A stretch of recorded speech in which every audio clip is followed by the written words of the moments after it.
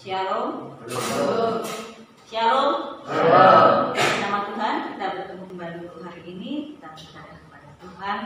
Kita bersyukur kalau sampai saat ini Tuhan masih memberikan kesempatan buat kita, khususnya kesehatan. Situasi yang membuat kita khawatir, membuat kita cemas saat ini, biarlah kita serahkan semuanya kepada Tuhan.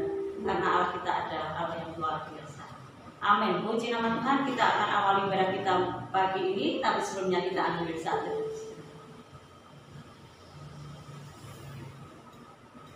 Amin. Kita angkat satu pujian yang mengatakan betapa dahsyat Engkau Tuhan.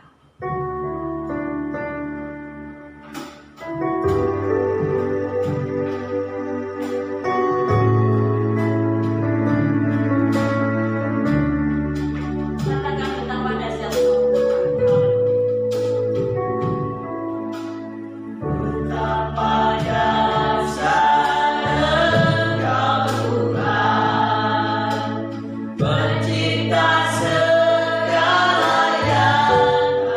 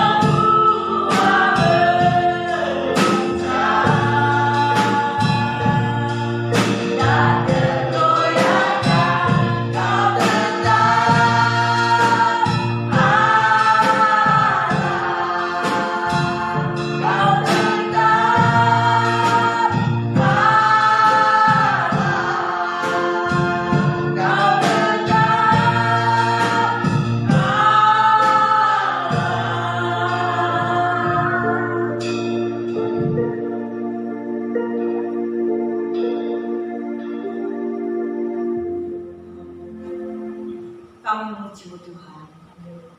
Kami menyembah-Mu ya Bapa. Pujian yang kami perlu kumandangkan pagi ini Tuhan, menyatakan bahwa Kau tetap Allah. Dan bersyukur saat ini Tuhan, situasi yang membuat kami semakin hari semakin kami kuat. Tapi kami yakin dan percaya saat ini Tuhan, biarlah kami mempercayakan hidup kami saat ini sampai selamanya kepada-Mu Tuhan. Karena Kau yang punya segalanya yang baik, segalanya yang indah, segalanya yang kuasa, yang sungguh luar biasa bagi kami. Terima kasih Tuhan Yesus, sampai saat ini kami bisa hadir bersama-sama di tempat ini Tuhan, untuk bersekutu bersama, beribadah, dan menyerahkan hidup kami kepada-Mu Bapa. Kami menyerahkan juga saat ini Tuhan saudara kami yang tidak ada bersama dengan kami, mungkin dalam berkepentingan apapun, sakit ataupun hal yang lain Tuhan, mungkin masih dalam perjalanan ya Bapak. Biar Tuhan sertai mereka sampai ke tempat ini bersama dengan kami Tuhan. Terima kasih Tuhan Yesus, kami bersyukur. Biar ibadah kami sampai saat ini hingga selesainya, kami menyerahkan hanya di dalam nama Tuhan kami Yesus Kristus kami. Terima kasih Tuhan, kami sudah berdoa. Haleluya, amin. Puji nama Tuhan, silakan duduk kembali. Kita akan angkat satu pujian yang menyatakan, Ku bersyukur padamu Yesusku.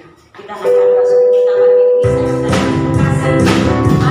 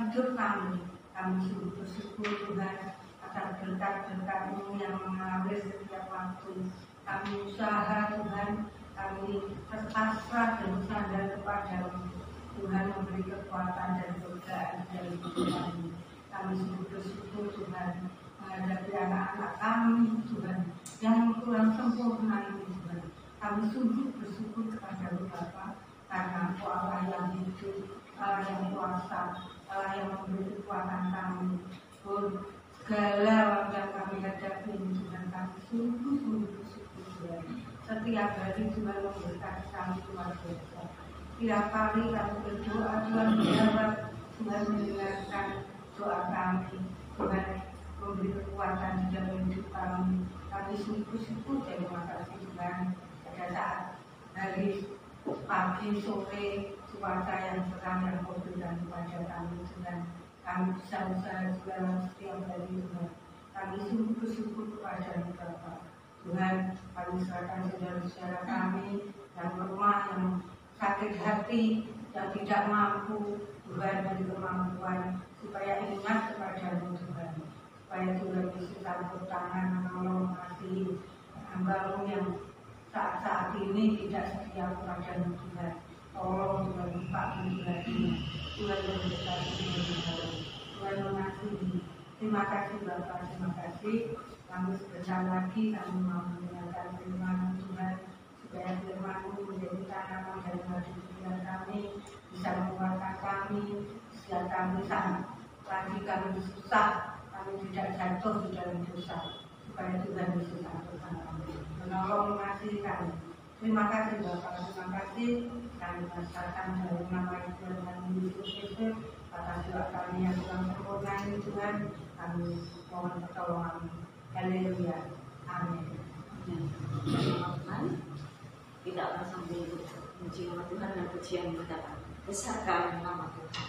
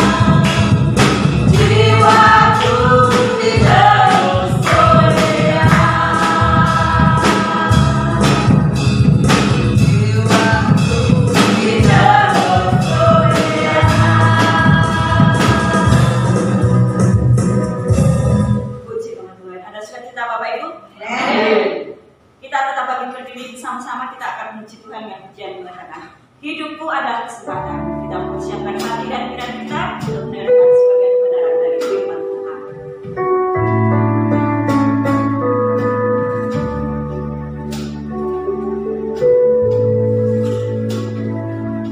Hidup ini adalah kesempatan. Hidup ini untuk melayani Tuhan. Jangan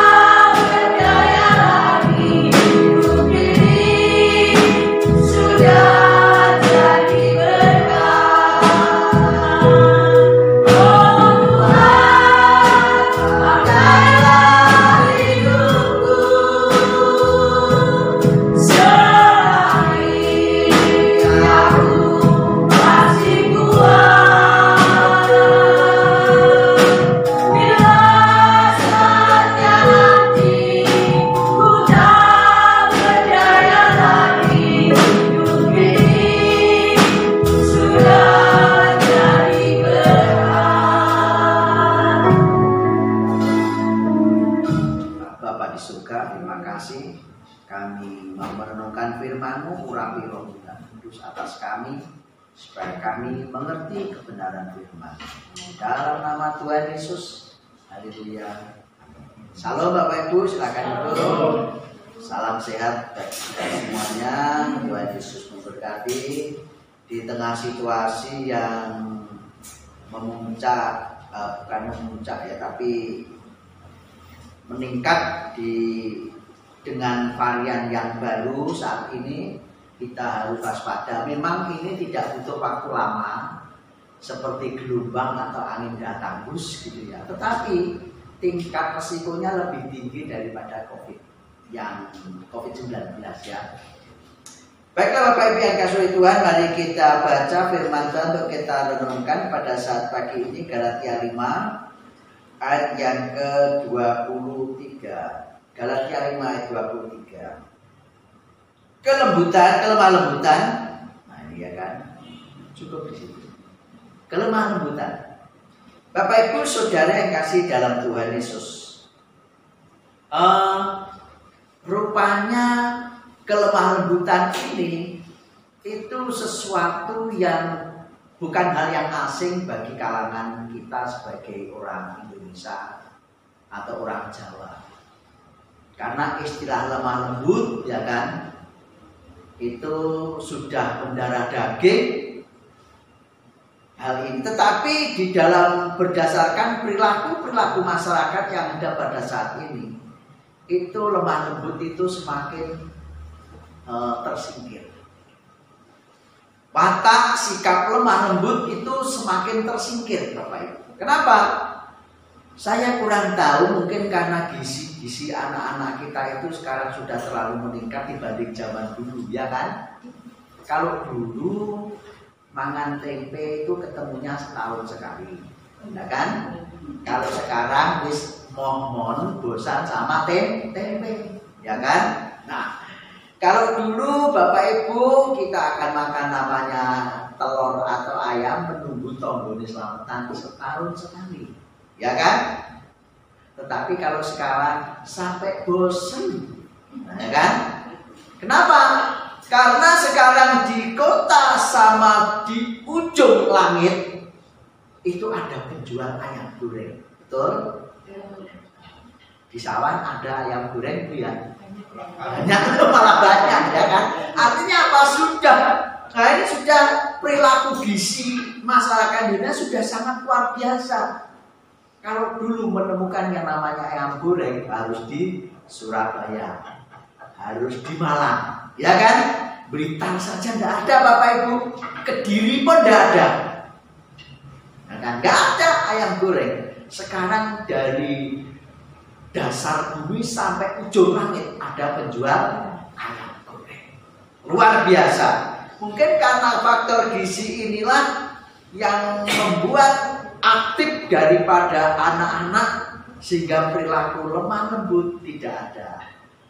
Apakah lemah lembut itu dimunculkan karena orangnya lemah fisik? Nah ini menjadi dilema ya kan. Kenapa? Karena harusnya nggak ada hubungannya ya kan. Tetapi faktanya ya kan, lemah lembut dan kelemahan fisik itu hampir seimbang atau menjadi dasar.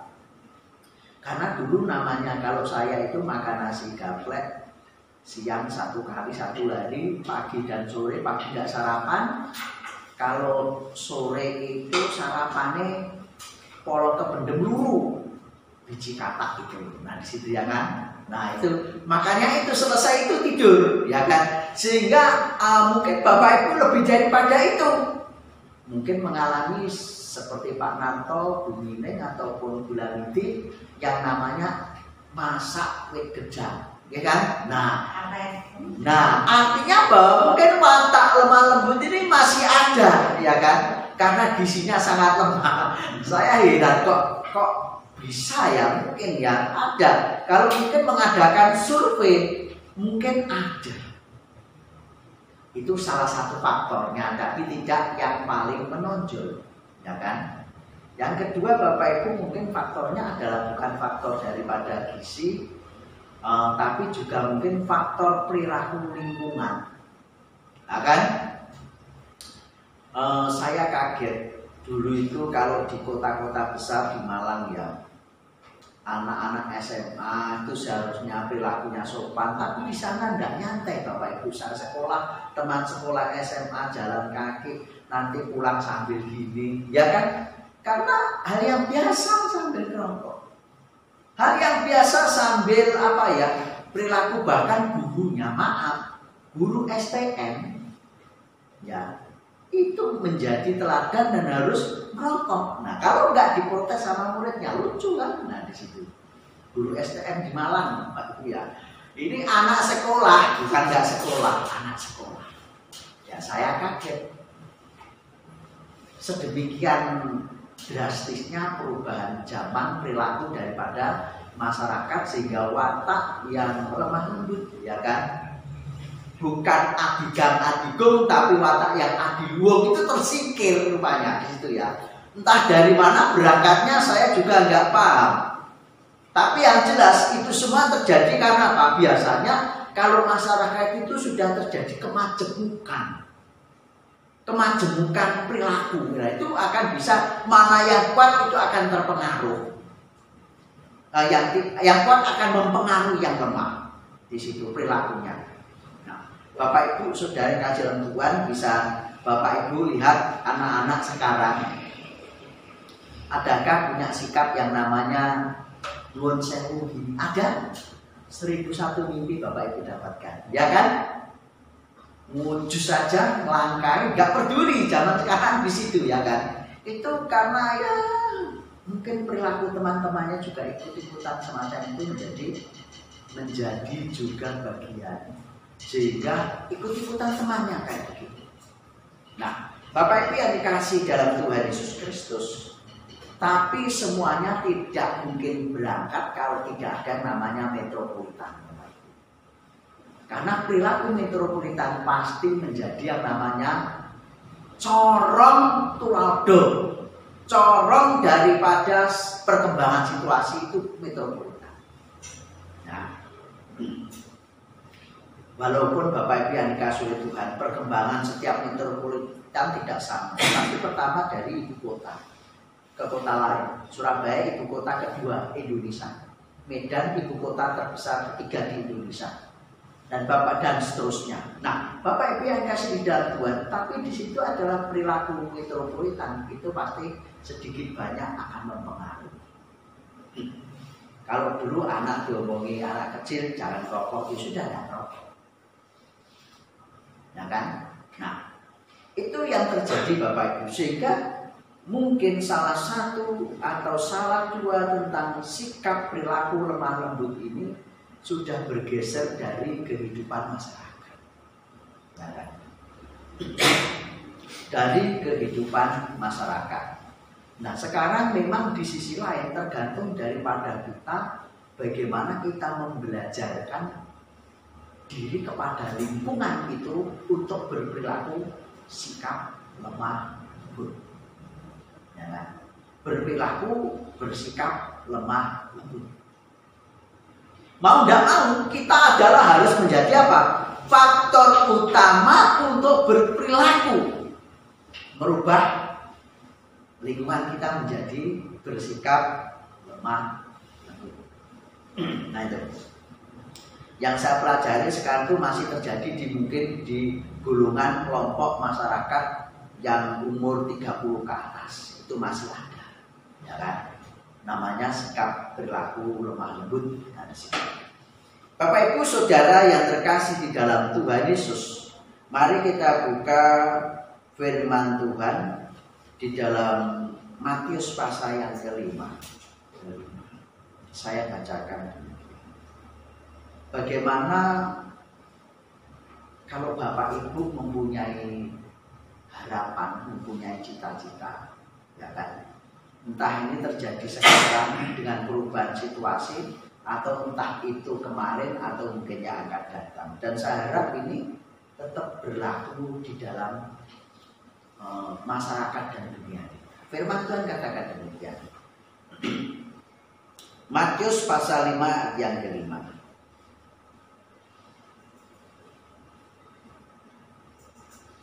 Berbahagialah orang yang lemah lembut, karena mereka akan memiliki bumi. Betul apa salah Bapak Ibu?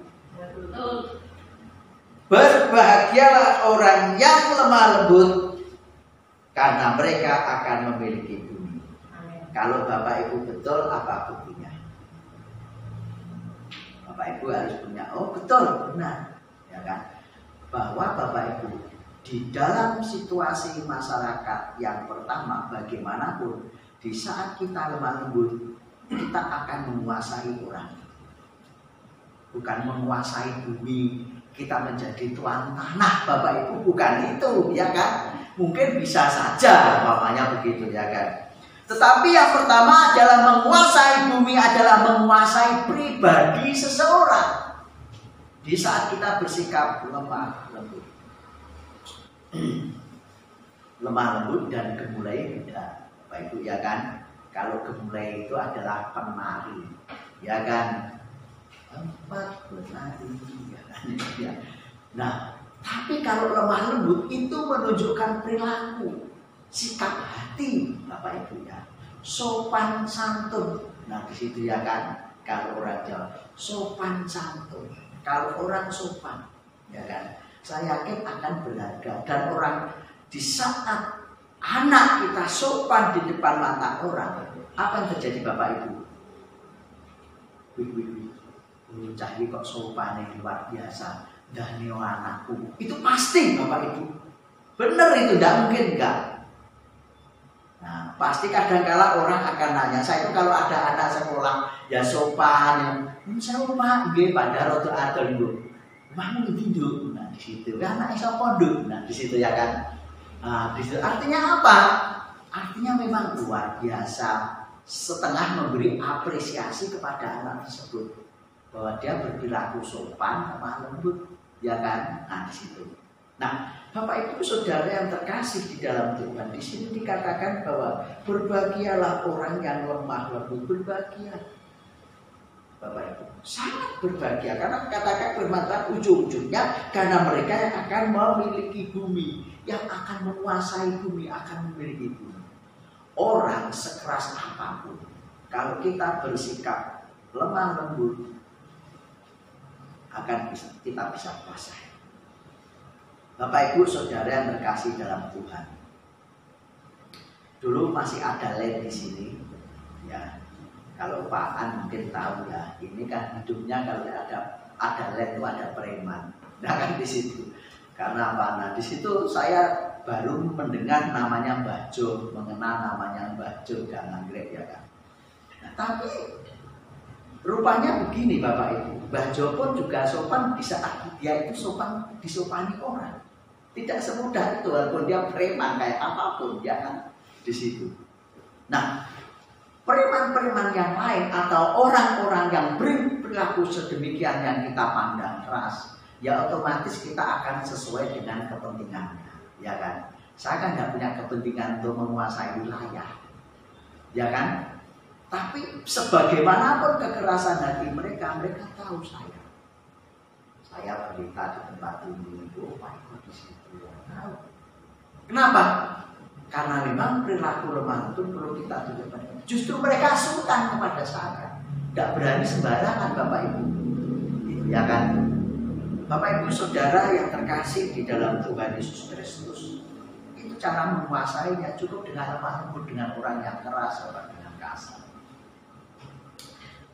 Pernah saya sampaikan, suatu kali ada anak-anak, karena dia tidak tahu tulisan gereja dulu yang papan itu tertutup kembang, apa itu, bunga yang dari bunga kertas itu loh Bu, ya, apa itu namanya, yang bisa ungu, bugenvil, ya, bunga bugenvil. Nah, tertutup itu, dia tidak tahu kalau ini gereja, tempatnya terbuka, enak untuk cangkruhan, mereka mabuk, minum di sini, pohonnya besar, enak.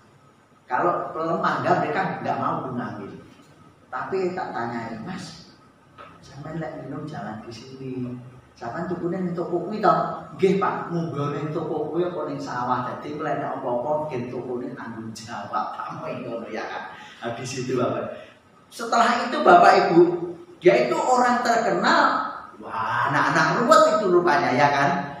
Apalagi Sukomoro, Bapak Ibu dengarkan juga Sukomoro kan gitu. Di setiap ketemu selang beberapa tahun dengan saya baik Pak Eko. Nah itu ya kan. Tahu karena apa? Karena saya nggak memarahi. Buat apa dimarahi? Memang dia itu tidak perlu dimarahi. Ya kan, perlu diperhatikan, dinasihati, diarahkan. Itu saja sudah cukup. Sudah beberapa tahun tidak ketemu, Pak Eko semua. Walaupun mereka sudah kerja di luar Jawa, Pak, ketemu baik dengan saya. Itu ya. Nah, Bapak Ibu Saudara yang kasih dalam Tuhan Yesus Kristus, ya kan. Itu mereka bisa cerita akhirnya. Wah, saya dulu bahkan ada yang cerita Bapak Ibu, ya kan. Pak Eko, kalau lihat minggu mendem. Di depan itu akan ada tiang apa itu? Telepon atau dulu di bawahnya itu digoyang, ditaruh bawahnya. Itu satu plastik dia ada 1000. Saya nggak tahu Bapak Ibu. Tapi setelah kejadian beberapa tahun dia sudah tobat, ya sudah kerja rumah tangga, pulang ngomong, "Lolin mendem memberiku Pak Eko." Di luar lokasi ya, di luar lokasi di gereja. Nah, saya nggak tahu, tapi dia menganggapkan di lokasi saya, nah gitu ya. Tapi kelompok boten malih saat itu pun nah itu artinya apa? Dia lemah lembut baik dengan kita, dengan saya. Nah di sini nggak perlu nilai dulu. Di sini dulu kalau malam minggu Bapak Ibu wah stres di malam minggu, teriak-teriak ya di situ. Tapi memang semua dihadapi dengan penuh lemah lembut dan nah, itu. Jadi Bapak Ibu yang dikasihi Tuhan, itu yang pertama namanya menguasai bumi. Itu bukan menjadi tuan tanah, tetapi menguasai pribadi-pribadi. Nah, di situ ya kan, menguasai jiwa orang itu, ya kan. Di situ itulah sebabnya dikatakan di dalam slogan-slogan di pinggir jalan, ya kan? Apa itu? Masa senang saya enggak saya foto itu di Sombron ada lupa enggak foto di Loceret ada itu ya Bu ya, nggak tahu dibuka apa enggak di Loceret ada apa itu ya kan, dulu ada milih tanding dan semacam itu ya kan, menang tanpa tanding kalah tanpa nasorake, nah semacam itu ya kan, itu adalah memang apa ya di situ saya kan nggak perlu alur dengan mereka ya kan, tapi mereka akhirnya menghormati saya, mengasihi saya, sopan dengan saya. Tidak perlu tahu dengan saya, dan saya tidak perlu menantang mereka, gitu ya kan. Nah, rupanya Bapak Ibu, lemah lembut ini juga merupakan senjata untuk bisa mengalahkan orang lain. Di situ ya kan. Untuk mengalahkan orang lain bisa dengan lemah lembut, ya kan. Di situ. Nah, Bapak Ibu yang dan saudara yang terkasih dalam Tuhan, yang kedua memiliki bumi. Yang pertama berarti menguasai orangnya atau pribadinya. Yang kedua adalah memiliki bumi. Bisa saja Bapak Ibu kalau ingin menguasai tanah orang, dalam artian membeli ya, itu Bapak Ibu harus bersikap sopan pada orang itu. Kalau Bapak Ibu tidak bersikap sopan, saya yakin Bapak Ibu menawar harganya berapapun tidak akan dikasihkan, benar enggak? Iya, ada fakta di situ ya kan. Itu di Keramat itu ada. Padahal ditawar orang ini hanya 110 juta. Ditawar orang lain 150 juta. Tidak dikasihkan, pilih dikasihkan yang 110 juta. Luar biasa. Ya kan? Ada lagi kapan hari saya dikasih cinta ada. Siapa itu ya? Kalau tidak Bapak, tidak saya kasihkan. Walaupun orang lain menawar harganya tinggi. Seorang gembala Bapak Ibunya. Karena apa? Karena untuk gereja. Tidak Pak, sudah untuk Pak saja silahkan dicicil, tidak apa-apa. Tapi nanti apa itu, kalau orang lain tidak akan pernah saya kasihkan. Apalagi dia tahu orang yang menawar adalah orang itu. Nah, jadi di situ itu adalah secara materi, secara menguasai bumi materi. Coba Bapak Ibu umpamanya ya kan ingin membeli tanah, ingin menguasai tanah orang itu, teko-teko datang. Emang dia bilang, nah kira-kira apa yang terjadi Bapak Ibu? Orang bahkan ngedol yang kowe. Nah itu pasti bunyinya begitu, ya kan? Ada lagi dengan cara yang kasar, Bapak Ibu. Cara halus kalau orang Jawa bilang cara halus. Tahu cara halus? Disaluri lemak kuburan, ya kan? Nah, saya itu berkumpul beberapa tahun lalu pernah tak saksikan. Antara 3-4 tahun saya itu berkumpul luar biasa, Bapak Ibu. Saya itu tanah orang tua saya itu selalu melihat ada namanya wong wedok macak koyo manten, kelambinya hitam. Tak kasih tahu ya, umpamanya manten itu kayak manten pakai baju Jawa, ya bajunya hitam, kadang putih. Nah di situ, kalau siapa Bapak Ibu, hampir kalau mirror gitu kan, nah di situ. Nah Bapak Ibu yang dikasih saya berdoa, nah rupanya Bapak Ibu yang dikasih dalam Tuhan, kenapa orang tua saya berdoa itu di atas genteng rumah kami bagian belakang itu sangat banyak tanah disaluri tanah kuburan. Jadi di atasnya itu ini Bapak Ibu, tidak tahu saya maksudnya apa ya kan. Saya melihat itu seperti kembar mayang dulu ya, wakeh di atas rumah itu. Tapi tinggal satu yang tidak terbakar, lainnya itu gosong, ya, layu, ya kan. Tinggal satu. Nah, Bapak Ibu Saudara yang terkasih di dalam Tuhan Yesus. Setelah itu ya saya berdoa, ini pengalaman ya, pengalaman pribadi saya berdoa. Saya di sini saya tidak pulang, saya berdoa. Kemudian baru yang satu inilah kelihatannya yang paling kuat. Yang rupanya adalah pakaiannya kalau minggu-minggu itu warnanya hitam dan putih, itu baru meledak. Meledak gitu ya kan. Nah baru ibu saya tak kasih tahu. Ada orang yang mengingini tanah ini, cirinya orangnya ini, Bapak Ibu boleh Bapak Ibu ya. Tapi ini pengalaman benar Bapak Ibu ya kan. Orangnya tinggi dhuwur, tinggi ya tinggilah daripada saya, lebih tinggi orang itu masalahnya ya kan. Orangnya hitam, itu tidak jauh dari rumah kita, ya kan. Ibu saya tak tanya memang enek, ya kan. Tapi caranya orang, ya kan di sini. Nah, kenapa yang di-share Bapak Ibu? Lokasi parkir untuk sepeda di tempat kami sangat luas.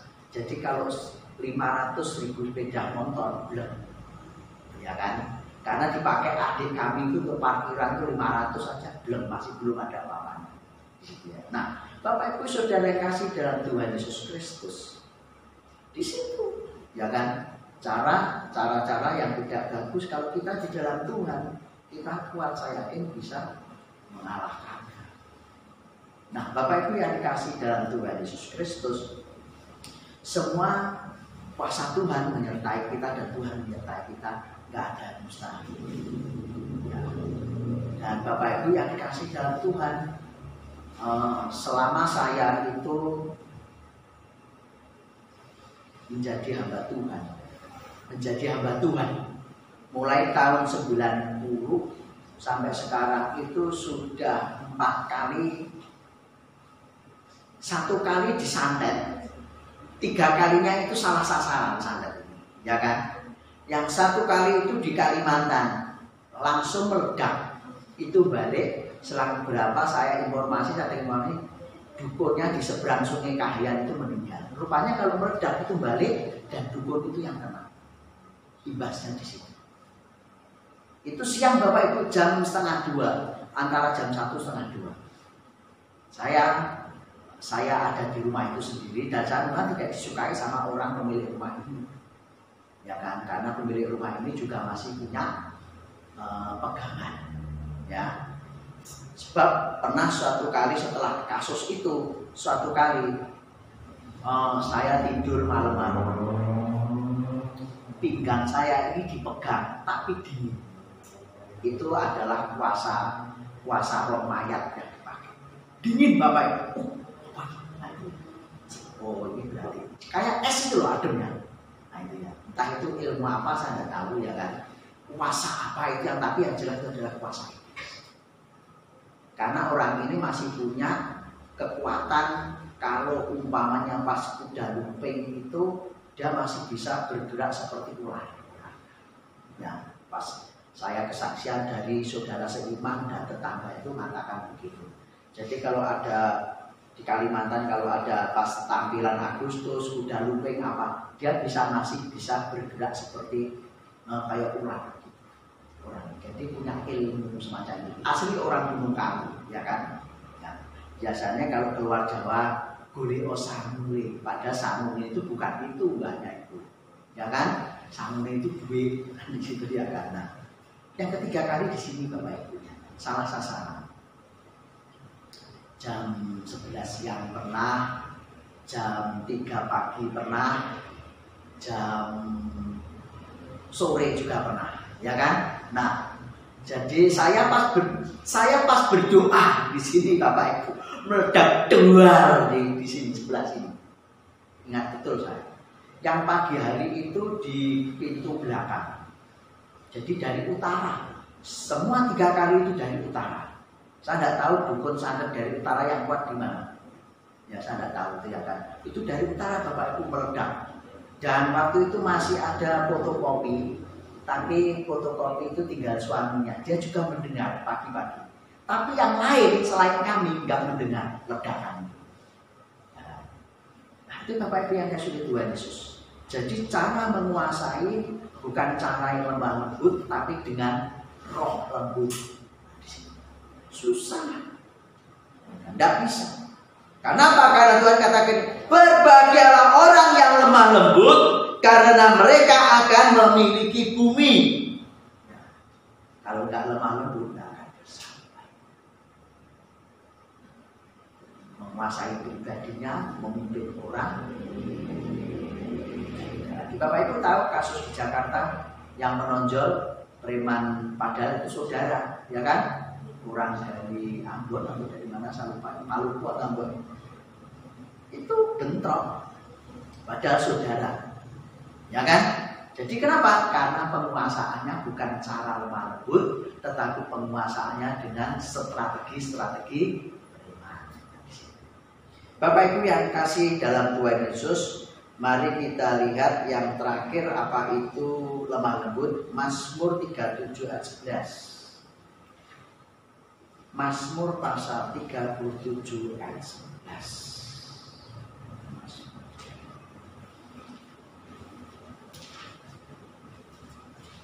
Mazmur 37 ayat 11. Nah, kita memahami apa itu lemah lembut. Tetapi orang-orang yang rendah hati akan mewarisi negeri. Rupanya lemah lembut itu sama dengan rendah hati. Ada pasal sopan santun. Jangan dipikir orang lemah lembut itu orang yang lemah, ya kan? Sebenarnya orang lemah lembut itu adalah orang yang berperilaku sopan, ya kan? Tetapi tetap tegas, gitu ya. Berperilaku sopan tapi tetap tegas. Itu orang lemah lembut. Ya. Tetapi orang-orang yang rendah hati akan mewarisi negeri sama tadi. Berbahagialah orang yang lemah lembut, karena mereka akan memiliki, akan menguasai. Nah. Dan bergembira karena kesejahteraan yang berlimpah-limpah. Bapak Ibu, saudara yang terkasih dalam Tuhan Yesus Kristus, orang yang lemah lembut itu identik dengan orang yang pasti akan banyak memiliki hikmat untuk menghadapi segala sesuatunya. Pasti tidak akan mudah gerusa-gerusu menghadapi segala perkara dan masalah. Tidak gampang memutuskan suatu perkara. Pasti ada pertimbangannya, ya kan? Biasanya di dalam memutuskan perkara itu begini Bapak Ibu ya. Hal yang perlu dipikirkan. Kalau saya memutuskan perkara ini dengan keputusan A, ruginya banyak apa sedikit. Itu yang dipertimbangkan. Kalau saya memutuskan B, ini yang jadi korban banyak apa sedikit. Itu harus dipikirkan. Yang terkecil dari resiko inilah yang diambil. Nah, jadi di sela mengambil sebuah keputusan itu harus melakukan namanya pengamatan dulu. Itulah sebabnya ada namanya kursus ataupun seminar kepemimpinan. Jadi bukan hanya asal mengambil sebuah keputusan. Disinilah firman Tuhan katakan bahwa tetapi orang-orang yang rendah hati akan mewarisi negeri. Karena akan muncul dari kerendahan hati itu bagaimana cara yang benar dan tepat. Di situ. Nah, Bapak Ibu Saudara yang kasih dalam Tuhan Yesus Kristus, kadangkala orang rendah hati dianggap rendah, ya kan? Karena apa? Karena mengukurnya adalah dengan cara duniawi. Tetapi ada saatnya bahwa kerendahan hati, kelemah lembutan itu sesuatu yang harus hidup dan ada sepanjang masa. Saya yakin sekeras-kerasnya orang tidak akan merasa puas dengan kekerasannya sepanjang hidupnya. Bapak Ibu Saudara yang terkasih dalam Tuhan, pasti suatu saat ada titik jenuh. Karena orang yang keras itu mudah jenuh Bapak Ibu pada dasarnya. Sehingga gampang mengambil keputusan tanpa memikirkan resiko. Itu. Jadi Bapak Ibu Saudara yang kasih dalam Tuhan, berbahagialah orang yang lemah lembut karena mereka akan memiliki bumi. Tetapi orang-orang yang rendah hati akan mewarisi negeri. Bapak Ibu Saudara kasihan Tuhan Yesus, kelemah lembutan harus menjadi milik kita. Firman Tuhan katakan terutama di situasi-situasi yang ada saat ini membutuhkan hikmat dari Tuhan menghadapi segala perkara yang ada. Tuhan Yesus diberkati. Bapa di surga, terima kasih firman-Mu pada pagi hari ini menereka di dalam hati, pikiran, jiwa, dan kekuatan kami. Biarlah Tuhan Yesus kelemah lembutan, lemah lembut, kerendahan hati menjadi milik kami, untuk kami menjadi pancaran kasih Kristus dalam situasi dunia yang ada saat ini dalam perkembangannya, dalam tantangan zaman yang ada pada saat ini. Kami yakin, kami percaya bahwa kelemah lembutan, kerendahan hati tetap dibutuhkan sepanjang masa. Terima kasih ya Tuhan Yesus. Dengan lemah lembut, maka kami akan bisa menguasai apapun. Dengan lemah lembut, niscaya hikmat Tuhan menyertai kami. Terima kasih ya Tuhan Yesus. Kebenaran firman pagi hari ini ya Tuhan. Terima kasih, terpujilah nama-Mu. Bapa kami surga, dalam nama Tuhan Yesus, kami serahkan Bapak Ibu Saudara kami saat ini yang bersama dengan kami. Tuhan jamah hati pikirannya, kekuatan kesehatannya, pekerjaannya, rumah tangganya, bahkan sekolah masa depannya. Kami serahkan dalam tangan kuasa-Mu. Karena Engkaulah yang punya Bapak Ibu Saudara kami. Engkaulah yang memiliki Bapak Ibu Saudara kami. Dan Bapak di surga, kami serahkan saudara-saudara kami juga yang tidak bisa bersama saat ini. Mungkin karena sakit, ada di perantauan, juga karena pergumulan dan masalah, beban yang dihadapi Tuhan jamah.